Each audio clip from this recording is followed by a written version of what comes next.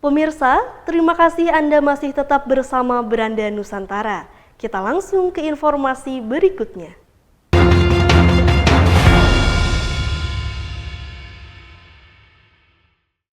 Walau tampil dengan formasi tidak lengkap, grup K-pop Red Velvet ini tetap memberikan hiburan dan pertunjukan yang menarik untuk dinikmati dalam konser Red Velvet 4 tahun konser R2V in Jakarta di AIS-BSD Tangerang. Dengan bantuan teknologi, penonton bisa merasakan Joy tetap hadir karena kerap muncul dalam potongan video selama konser yang memiliki durasi kurang lebih 2 jam.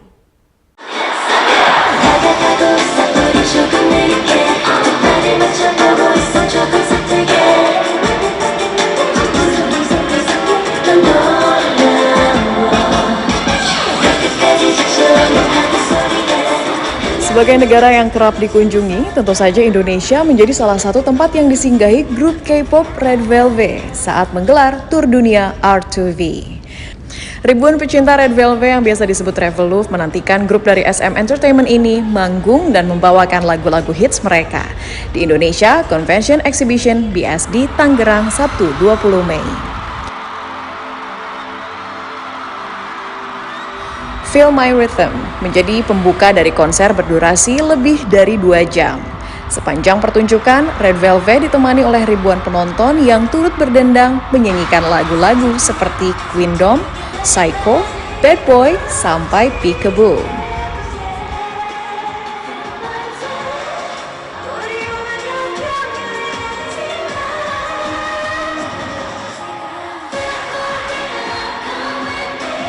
Sayangnya, grup beranggotakan Irene, Seulgi, Wendy, Yeri, dan Joy tidak hadir dalam formasi lengkap.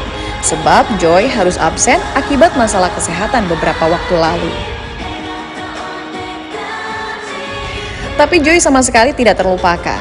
Dia masih tampil lewat video yang ditayangkan di layar besar, membuat aksi panggung mereka tetap meriah dan enjoyable.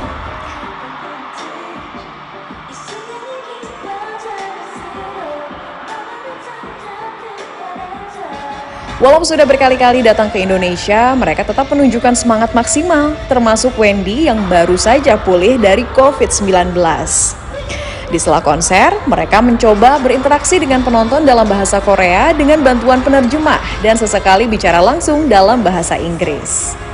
Sebelum menutup pertemuan dengan para Revolove, Red Velvet menyampaikan apresiasi atas energi penonton yang membakar suasana dan membuat mereka bersemangat hingga akhir. Red Velvet pun berjanji akan kembali lagi ke Indonesia dengan formasi lengkap.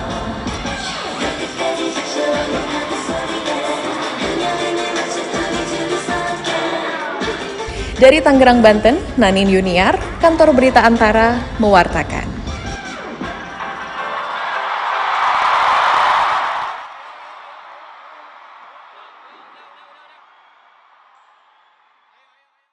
Kedatangan band Coldplay ke Indonesia mendorong Eurovia para penggemar untuk berperang mendapatkan tiket konser yang diadakan di bulan November mendatang. Simak tips dan trik dari pakar keamanan cyber dan forensik digital dari Fasincom, Alphonse Tunanjaya. Hal ini dilakukan untuk menghindari penipuan online dan daring yang sangat mengincar para penggemar yang berani membayar mahal untuk mendapatkan tiket konser.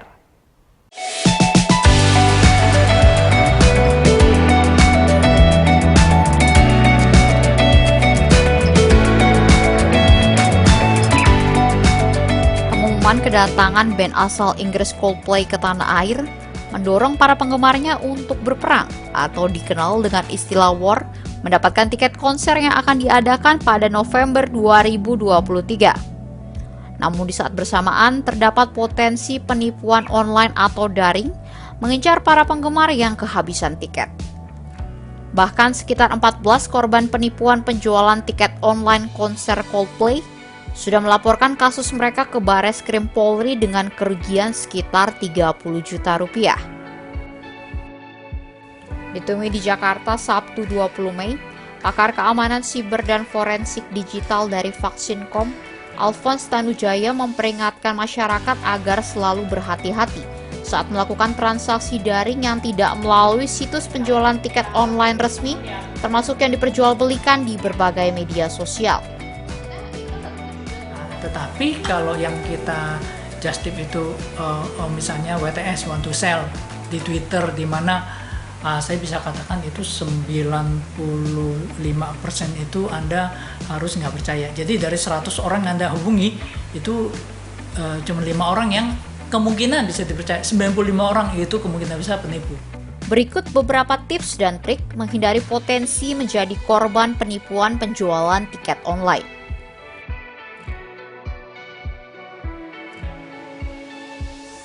Salah satu langkah penting menghindari penipuan sudah pasti membeli tiket konser yang dicari melalui situs resmi dengan alur pembayaran yang jelas. Namun ketika Anda menjadi salah satu dari yang gagal dalam perang memperebutkan tiket, dapat membelinya melalui jasa titipan atau dikenal sebagai just tip yang memang Anda kenal dan bisa dipercaya. Hindari untuk membeli tiket di media sosial karena berpotensi besar merupakan trik dari penipu yang ingin mendapatkan untung dengan cara salah. Jika memang terpaksa membeli lewat media sosial, pastikan tiket yang dibeli asli. Salah satunya dengan menanyakan bukti email dan KTP penjual. Jangan pernah membayar tiket secara penuh untuk penjual yang Anda temui di media sosial. Jika memang harus, bayarlah uang muka dengan jumlah yang dapat Anda tanggung, mengingat adanya resiko penipuan, serta memastikan nama rekening yang ditransfer sama dengan nama di KTP penjual. Lakukanlah pembayaran dengan skema COD atau membayar ketika di hari H konser, setelah Anda memperoleh gelang yang dapat digunakan untuk masuk ke dalam arena konser. Berdasarkan rekomendasi dari situs Kementerian Komunikasi dan Informatika, jika Anda menjadi korban penipuan online, yang pertama dihubungi adalah Pusat Aduan Aplikasi Uang atau Perbankan Daring untuk pengaduan dan penyelesaian. Korban juga bisa mendatangi gerai bank untuk mendapatkan solusi lebih lanjut. Laporkan kepada pihak berwenang untuk melengkapi laporan penyelidikan lebih lanjut. Pelaporan bisa dilakukan kepada kepolisian atau bank-bank yang digunakan oleh penipu tersebut. Dari Jakarta, Priska Triverna, Pradana Putra Tampi, Kantor Berita Antara mewartakan. Pindang pegagan merupakan salah satu menu daerah khas Kota Palembang, Sumatera Selatan yang berasal dari suku Pegagan. Menawarkan sensasi segar dari perpaduan rasa asam dan manis. Menu satu ini cocok dijadikan untuk santapan siang Anda.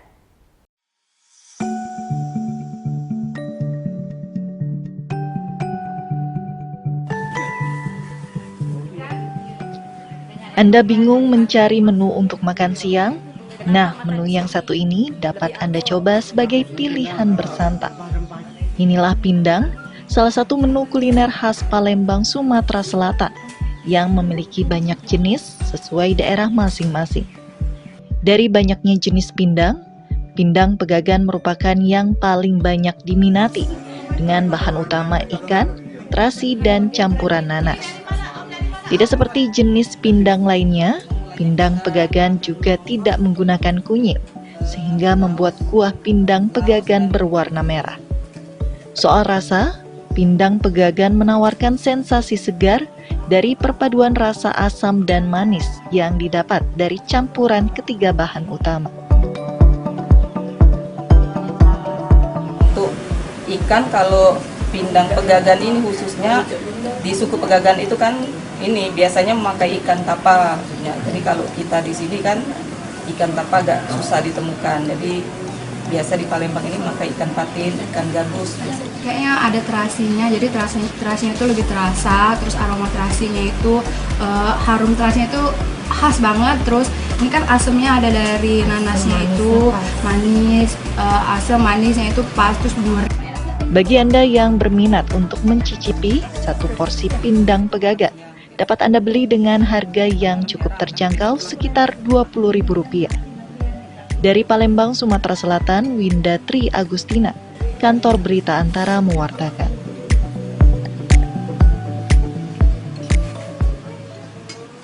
Warga Desa Alindau, Kabupaten Donggala, Sulawesi Tengah, khususnya para petani durian, menggelar makan durian gratis sebagai ungkapan rasa syukur atas panen buah tersebut.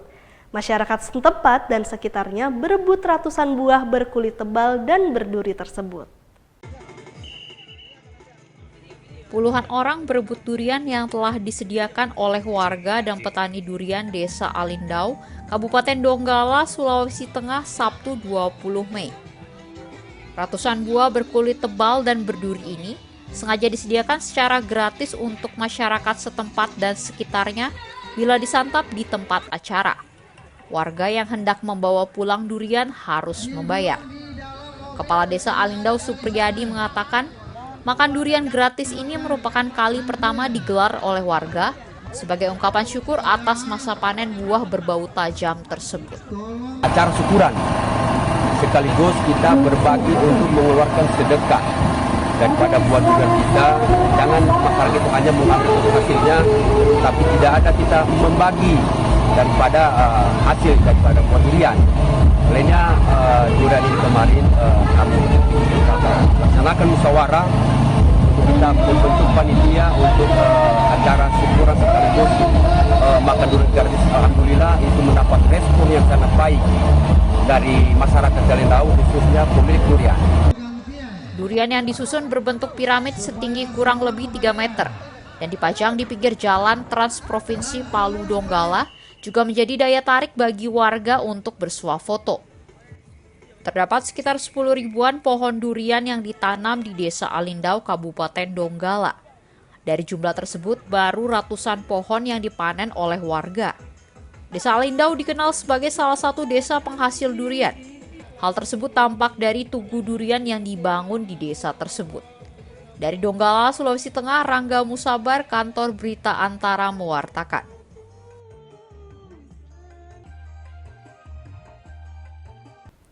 Air terjun Loto yang berlokasi di Desa Lolita Siburi, Kabupaten Donggala, Sulawesi Tengah, menjadi salah satu destinasi wisata pilihan untuk menghabiskan akhir pekan sambil menikmati keindahan alam. Wisata yang dibuka sejak 2019 ini merupakan salah satu usaha milik desa.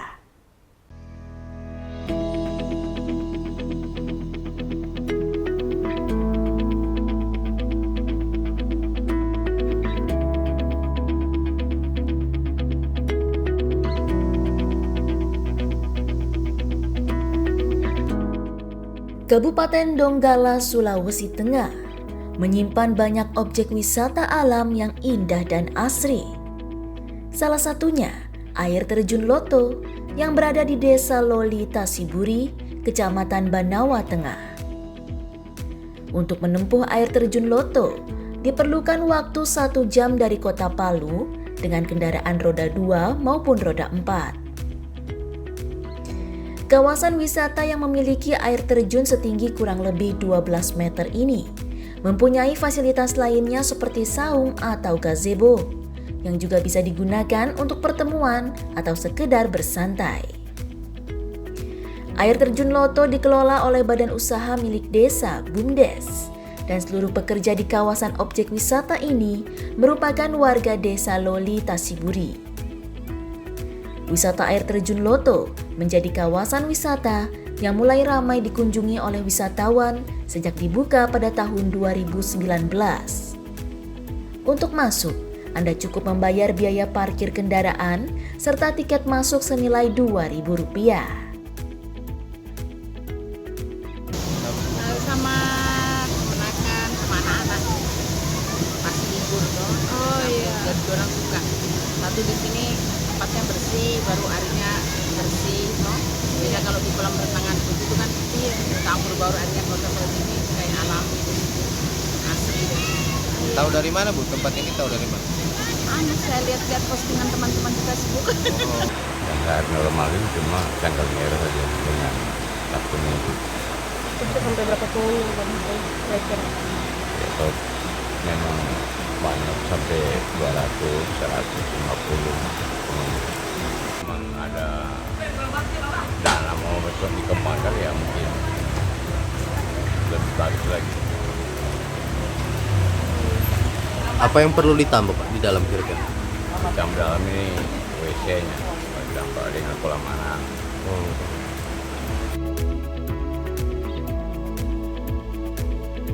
Anton menambahkan, yang masih menjadi kendala di kawasan wisata ini adalah ketika cuaca sedang buruk dan disertai hujan yang lebat. Biasanya pengunjung tidak akan diperbolehkan untuk masuk ke dalam. Dari Sigi, Sulawesi Tengah, Rangga Musabar, Kantor Berita Antara, mewartakan.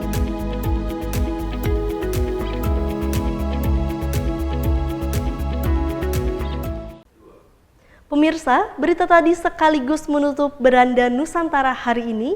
Follow dan subscribe semua akun media sosial kami untuk berita-berita lainnya. Saya mewakili seluruh kerabat kerja yang bertugas hari ini, menghaturkan banyak terima kasih atas kebersamaan Anda. Om Santi Santi Santi Om.